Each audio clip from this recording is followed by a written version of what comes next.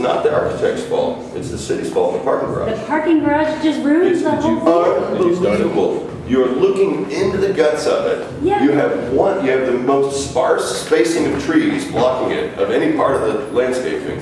It's I was and shocked. this is the neighborhood that we've been waiting for this interaction with our neighborhood, and they just killed it, man. Just killed it on that side.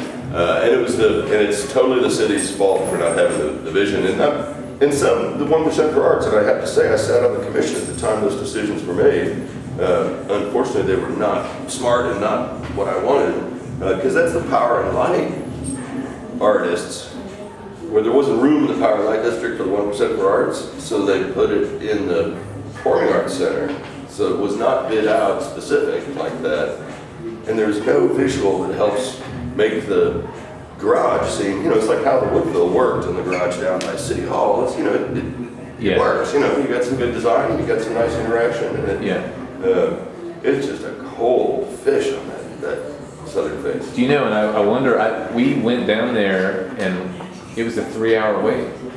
Oh, we got down there at 11. It was a 3-hour wait, and the line was going all the way around the whole block. Yeah, it was in the rain. We had kids there, music lessons, so we didn't do the wait. Yeah, well, you can go around, you can see the outside. Right. So, but what I wonder about is, as much as it doesn't work, approaching it from the south, I wonder once you're in and look to the south, how much it actually does work. No, it's phenomenal. Because that's design. That's an interior rather than. No, exactly. It seems like with that building, for every. I mean, as it starts to sit there, like for every ounce that it's bad, it's potentially good. The more you get to know it. Yeah, no, I think it's a great. I just don't know it. I think it's a great building. I think that the way that it interfaced is the problem, and it's not even the building's interface. Because once you're in its structural components, its design, it would have interfaced really nice. And its original thing had a terrace stair step down the neighborhood. Even had a little pond on the thing that they showed us. And parking to it. And a fountain, and all that blah blah blah. But what they ended up with was a real lowest common denominator. They ran into bedrock down there and threw their budget heavy, and they just rewrote for utilitarianism instead of rewrote for effectivity. Here's a question. I was blown away by the amount Kansas City is rallying around this thing. Oh, what is there good to be rallying around right now? It's hard as a civic. Do you think that's something? I mean, I've never seen anyone kind of arts. People show up on a Sunday. Yeah, I mean the Nelson is just as spectacular in all sorts of ways, but it never. Do you think it was just a good PR Nelson campaign? broke attendance records over the summer. Right, all time. But I'm just saying, as a singular event like that. It was heavily pumped, a real informative thing, and it might make a good metaphorical lesson, is Friday was the first time in 100 years in our city where the Kansas City Star did not have on the front page pimping and pumping the American Royal Parade, which was Saturday morning. There was zero coverage of the parade, zero, ahead of time, this is the route, this is the time, or it was, buried way off. I mean, that's always been a point of city pride. And at 6 a.m., the John Deere tractors were still out in front of the snack bar, and guys on horseback are all getting ready to line up and riding around the neighborhoods. And there's there's an interesting shift. There's an air of desperation in how much it's being embraced. But there's been a lot of people. I mean, for 11 years, they've been asking me in the snack bar what yesterday was going to be like. What do you think? They're going to build a performing arts center. You're going to sell a lot of fried egg sandwiches. 11 years later, we didn't even put on any extra staff, Okay, it's the, I don't know, it depends on how heavy you want my critiques of what's going on in the neighborhood. No, we want it as candid as you're comfortable giving. I mean, the cul-de-sac suburbanization of the curves and things on Shirley stuff is a joke, man. They came in and eliminated a third of our parking spaces so that they could have a certain look, right? Not an urban concept. Nothing you'd ever see in downtown Atlanta or Minneapolis or Chicago or something, right? And it really is. It has a gated community feel to it, and I can see them wanting to slow the traffic down. But so they eliminated, what they did is they moved the parking signs back an extra 10 feet from entrances and exits and things like that, so that it would have a more spacious openness, right? And I like that idea, it's just not applicable where we're at. And then on top of that, Josh, look at their plantings, just even really subtle things. They did some raised bed planters that are set back 18 inches, right, and have a sense of themselves. But they put in 14 planters within these couple blocks that are at the curb, right? And this is where you park your car. There's a planter right at the curb. You can't open your door. You open it directly into the tree or into the bush. You can't get out. On top of that, I told Rick Usher, man, I use cuss words on him. I had a really good day going on with my lady. You know, whole thing, dinner and all that. We get out, come home. She kind of forces the door out because these bushes are still young. You can force your way. It's going to kill the bushes. You know, not only is it a bad idea, but it's just not going to work. And then the roses that they planted are thorned rose bushes. Okay? Now talk about your feng shui in an urban environment. 8 inches off your door, if you can get it open, you step into thorns. She ripped a really nice dress. You know, it's just, I was just like, that ruined the day. You know, did you think that's not going to leave an impact on people when they're visiting the urban environment? If it's, Has your lawsuit been processed with the city? Just absurd. It is absolutely absurd. And that's, I mean, just, it's really simple, easy things that, because they don't live here, they all drive home somewhere else at night, or they're in, this is the way their neighborhood looks like, so that's what they're, you know, I almost think the urban architecture should be done by urban architects, you know, urban planning should be done by people who live in the core, you know, there's just some real basic stuff that's, the ball's being dropped on. If you look at, and again, I value all the development around us, you know, fantastic. Symphony building on the corner here, and the parking garage next to it. Parking garage cost $100,000 per car to build, right? 28 parking spaces, 2.8 million. It's got a great gold LEED standard roof, right? Garden, all the rest of that's fantastic. The thing was built without any pedestrian interface in this neighborhood. There's not even a door. There's not even a pedestrian door into the building. So it literally is a cinder block cube with a Star Trek button for the car, where they hit the car. They can't just walk out of the garage and come to my snack bar. They have to go through a tube into their building, and the thing was built without a door on the street, front or back. It just blows my mind. It's like you want to kill a half of a city block, and then in front of it is, of course, the thorn rose bushes.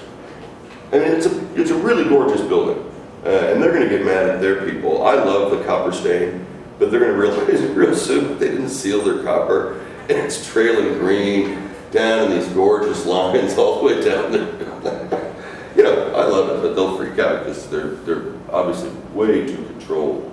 You know, no door. And the same was with the Symphony building itself. Doesn't have a street level activity center. You know, there's not a rental to a shoe business. There's not a, you know, another coffee shop or, you know, whatever. It's got two entities, and neither of them are daily entities. Neither of them have people that are in there day to day. So then you've got the whole rest of the block. That's two big buildings taking up the rest. Between the two of them, tens of millions in development that killed. We used to have more activity out of those buildings.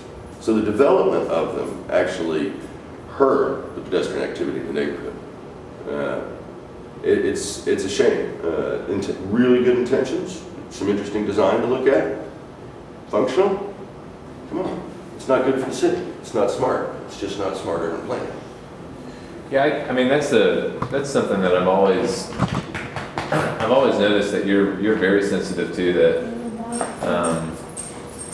this is often, this part of town is often seen as like this amenity to the city, which it definitely is. But on the other hand, this is where you live.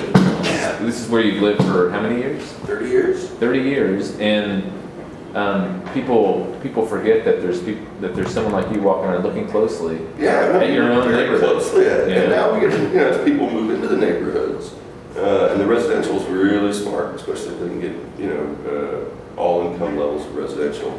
downtown in Dennis, that's a really good thing. And those people start to pay attention because they walk their dog.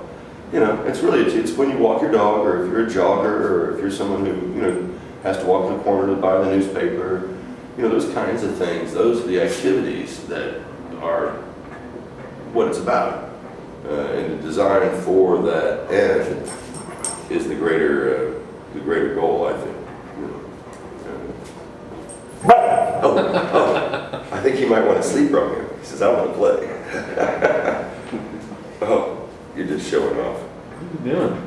He's showing off. He's wanting to say, look at me, I got the toy. Oh, Yeah, I got the toy. Uh-huh.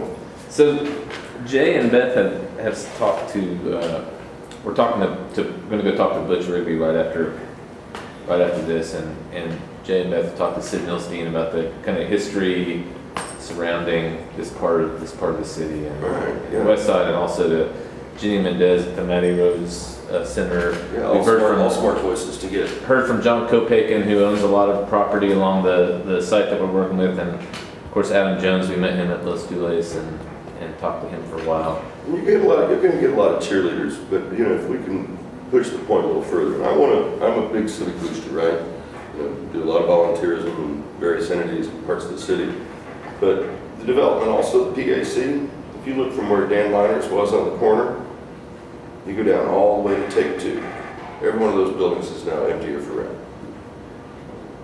Every one of those buildings had businesses in them 10 years ago. What do you make of that? Rents have gone up. Rents went up. The same mistakes that the art world make. It became go-go real estate, go-go finance, and go-go art. It's just not a. I'm looking for a realignment in the way people approach their idealisms and their sense of entitlement. That same kind of swagger we carried in our foreign policy.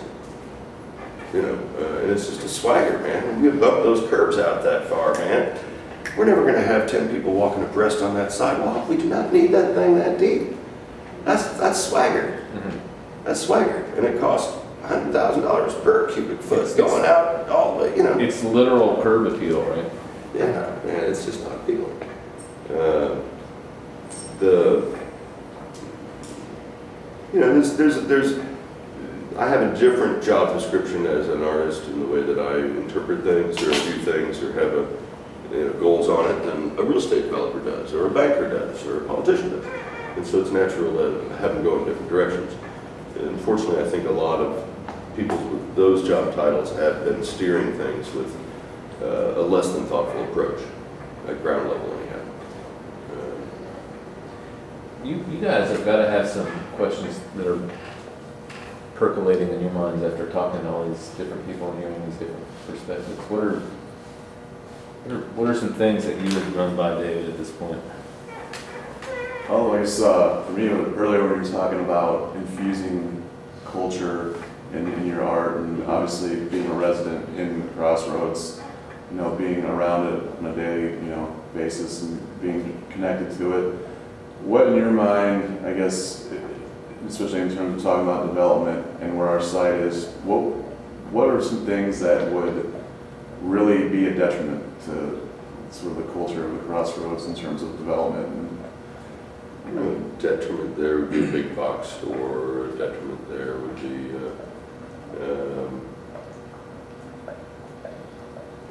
something that seemed McMansion-y.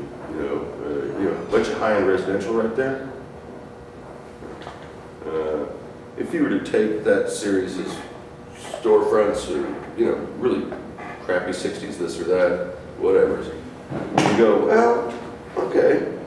Halfway back on that building, we put in the second floor and we develop onto it. We keep its rhythm, because a lot of it is rhythm.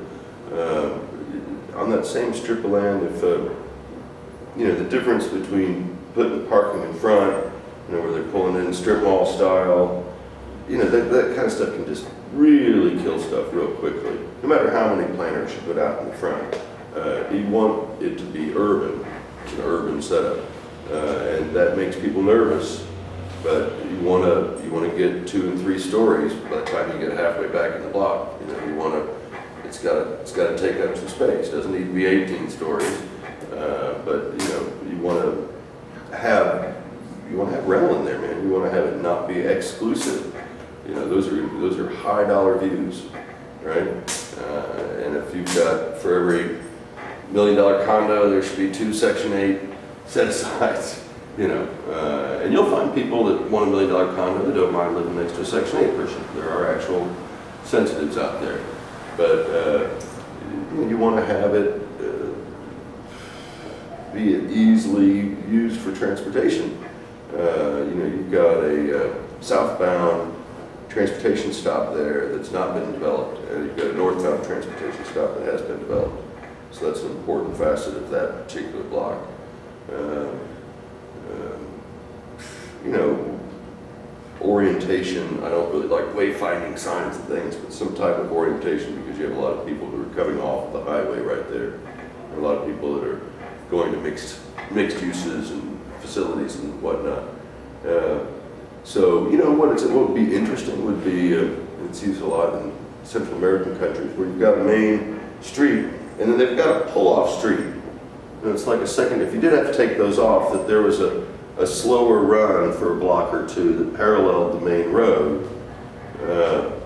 You could slow down the park. And Yeah. You can slow down and, you know, find your way or be led into a parking garage. Because if you're leading into a parking garage off that big main road, you know, that's a clusterfuck. But if you're already at a slower pace or something, there's ways to kind of filter or sieve out people's intentions. Because some people just want to get through and down that road, and some people are going to want to be trying to get off that or find their way. one of the interesting things about that site is it has Washington that kind of goes up the back of it, and so it dead ends into no man's land. No, it's a really interesting How do you site. think about Washington? It's a really interesting site.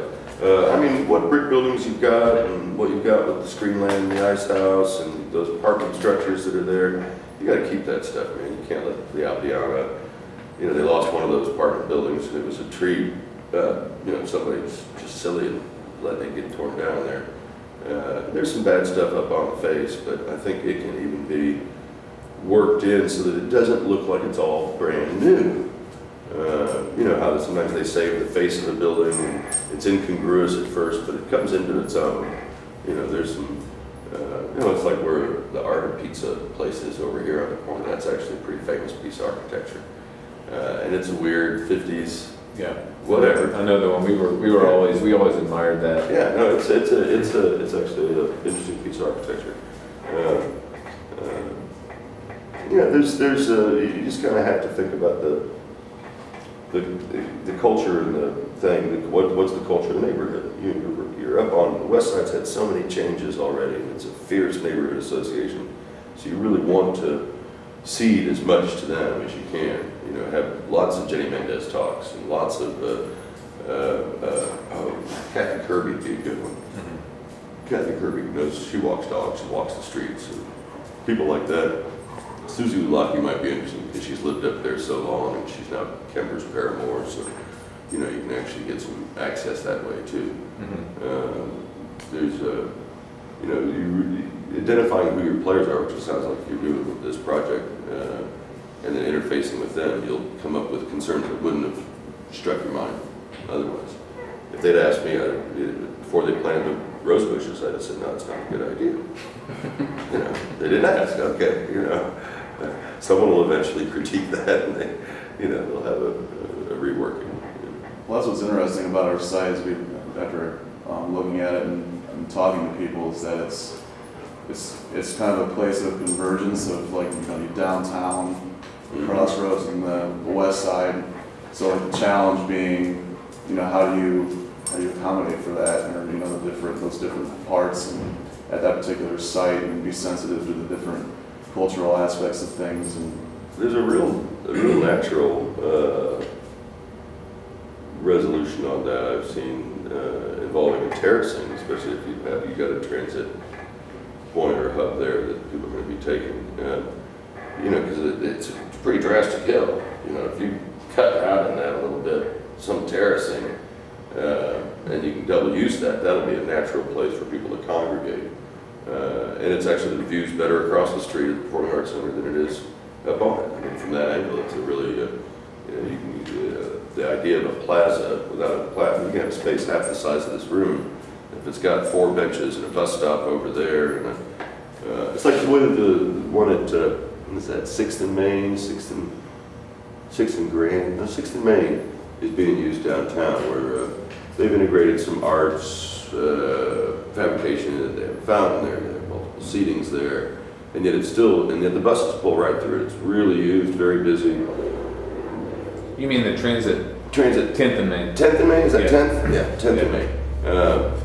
To see that and how it's actually working as a transit hub is a great example compared to the overpaid and now being torn out today on the side of Union Station transit hub, where the buses were supposed to be able to pull in, pick people up from the Union Station transit hub, and they made the roof too low to accommodate the buses in the snow. They just didn't think about it ahead of time, and they're cutting all that out. I'm sure that's a 7-figure loss. And I wonder who gets the scrap steel, because it's a lot of steel they had in the air. They would never put that much steel in the air anymore, the price of it. But it was done in the go-go late 90s, and it was a great idea. It should have been a very active transit hub, but you're taking it out today. Those are two examples, both in our urban core. One's successful, it's working, one being, total loss. Beth, do you have any Yeah, questions? so you've been living in this area for like 30 years now, correct? Is there something about this neighborhood that really makes it home to you? We've been talking about stories or buildings or ideas, things about this area that really just like draw you People, in, connect it's you. people. That's always what community is in so many ways, and maintaining that diversity is super important. I mean, I've seen the majority of the blue-collar businesses that my coffee shop used to sell to leave, or go to higher ground somewhere. So there's been a big shift in the kinds of people that you have in the neighborhood. So we've had to work hard to maintain our diversity. I think that's true about wherever you go.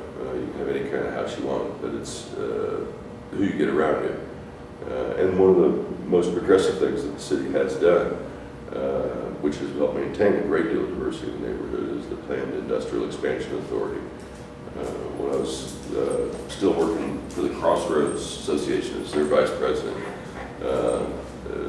this was passed where the industry in this neighborhood is the arts. And so we got the tax break if you maintained over 50% arts usage on the building. Our property taxes were frozen at that point. And so we haven't been affected by the last 4 years of the inflation of real estate in the neighborhood, and in the last 2 years of deflation in the neighborhood, and now the Performing Arts Center pressures. Now we're well into that PIEA, and if it were to ever lapse, it would mean a loss of diversity in the neighborhood at a grand scale. Just a class stratification, things like that. The increased jump in property taxes. Oh yeah, no, I'd be going like that. So that's one of the, sounds like that's a core function that's allowed you to sit. It's really progressive. It's not used around the country. It's not used around the country. Kansas City was on the leading edge on that one. And it's effective. And unfortunately, it's being used by people stretching the boundaries of what art is. But there's more cards art than I know how to like.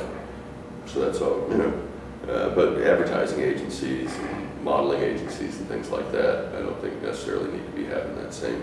I think it's intended for studio artists and things like that. Not even necessarily big architecture firms, but it's I think at some point they'll either have to have a means testing relative to it, or it'll go away.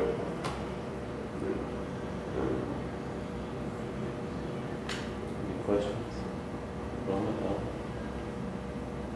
I like your hat, by the way. Maybe I would end on one, and it's probably always been at the core of ways that our practice has been aligned with you and discovered tensions with you along the way over the years, kind of. Well, you have a community practice. I view, if there was there's a lot of firms down here, but there's only one firm that I would say was a Crossroads firm. community for years. Well, and we've been around, we started 16 years ago, so halfway through your 10-year year, we joined you about a block away. And I'm always interested in these kinds of projects where it's, the realities are that segment of Broadway is ripe for redevelopment. All but one side of that center will be developed in the next 5 years. Yeah, so and it's inevitable. 3 sides of that place will be. And I always catch myself thinking like, okay, what, like if, say we would, Eldorado would love, for example, to have a bite off a chunk of that, as being in this part of the neighborhood for as long as we have, and feel like, boy, that would be an amazing commission. It should be a handout. So how does one, like how do these students who are just getting started, how do you think about doing, and it's something that I would have a hard time thinking about too, how do you remain committed to what's authentic about the arts and the Crossroads and still consider a big redevelopment project? Like, are those two inherently in conflict, or Not at all. Not at all. how do you size I mean, that? look at the way unused architecture has been utilized by David Hughes downtown with urban culture projects and these phantom studios and phantom storefront galleries, and there's a dearth as the attention moves from one corner to another corner. You use that front 500 square feet of each of those little buildings that you build off of, and you get your part of the PIEA for the arts, and have 1 or 2 of those buildings with some frozen property tax, because really also part of architecture is financing in some ways. Pragmatically, you make sure there's a couple artist studios in over there, and then you have a part of your project that has some frozen tax package on it. You can tie in immediately, offer to build. This is your smart move. Your smart move. Call UMKC tomorrow and say, we're going to build housing for 200 students for your new dance and conservatory music downtown. We're going to do student housing. And we're going to get it right here. And that's smart networking and project management. Because no matter even if they've got 2 other people already ready to build some student housing for them, they're going to need a 3rd person. They're going to need a 4th person. And if you've got access to the address, it should be a part of that component. And it also then enlivens itself. If you've got housing, if you've got residential, then look at the way New York stacks it. Retail first 1, 2, sometimes even 3 stories of retail, and then into residential, and then into the high-end condos. Or maybe there's some offices grabbing a couple floors in between there, where you've got it's like this building. This building that you're in is the largest for-profit arts facility, as far as I know, in the Midwest. Every arts facility, everybody goes nonprofit. Everybody wants to be run by somebody else's board. We go for-profit here. We've got some real badasses. We got multiple national artists that work out of here, have their studios out of here. I'm glad Hadley Johnson was joined in on the building, took a studio. She's the Parsons, or not Parsons, Parsons Paris. Who is that? Liaison, Hadley Johnson. She's a dress designer, used to have a spot on 18th Street, and Peggy Nolan, and Peregrine, and it's a real, we've got 3 art galleries in the building, we've got multiple painter studios. It's really it's a mixed-use space, but we also mix it, because I've got retail, and I've got a yoga studio, and a tattoo parlor, and whatever the project is, if it's counting on one core thing, it's much more fragile than if it's built up of a lot of hexagons. There's a way to build stability into things, and financing diversity. That's a lot easier if you can think it out. And to answer your question, exactly what the neighborhood, would utilize like that. And there's a way to make that same strip of property have one face on Broadway, another face on Washington, and then be different faces. I mean, the idea of the fragility of an organization makes me think of, within the same couple of months, losing the incubator and getting the Kaufman Center, and how the loss of this and getting that complete. You have a very, very different flavor of what you lost and what you gained here. Absolutely, And- absolutely. And that was a big loss there and had everything to do with the financial fragility of that organization. It did, and also the fact that it was set up as a nonprofit. Well, yeah. You know, you're not as nimble in that setting to adjust. Yeah, it was a real loss. They, I have to admit, when they opened, the guy that ran it, Jeff, and I said, "What, are you kidding me? You can't make money in art, man. You can't. There's no. You have to have something else that's driving." And they actually did a really good job. They got themselves diverse over time between the print shop and the gallery and their wedding reception facility. Great which was little back wooden home. carpenter shop in there too. Yeah, yeah. So they were headed in a good spot. I think they lost the guy at the helm, stopped paying attention because he should have seen that door issue coming up. So it all comes down to just the one access door into the reception area upstairs. And as many nights as they were booking up there, they said, "Okay, here's $10,000. That thing's got to be 10 foot wide, man. You know, let's just start and pay it off." They should have seen that boat coming. I try, and I mean, every day I'm scared in this building that there's something I'm not seeing. Yeah. You know, like what? There's no blight. There's no blight. You can't come in and say it's blight. There's no, you know, because they use tools like that. Does the Performing Arts Center, that going in, does that heighten your, I won't say paranoia, but your scrutiny level? Scrutiny It's been level? really tough this You year. think people are? I've had double, triple visits from every inspector you can imagine this year. Absolutely. City all over every $1 mistake. Really tight scrutiny. Did you think that affected the incubator at all? Yeah, well, the incubator went down because the guy that owns the quaff or the tannery or something down on Broadway and 8th, maybe, or 10th, he's got an event space on the second floor, and he got mad because he wasn't getting any business, and he called codes on 5 other event spaces. I didn't realize it was. That's what happened with the art. That's how the arts incubator went down. And they have to follow up on all phone calls, right? So, you know, I can't yell at the contractor when he messes something up in front of my building because all he has to do is call and go, "Hey, this guy looks kind of sketchy and his wood's a little rotten," and you know, whatever. I'm exposed. You're definitely exposed.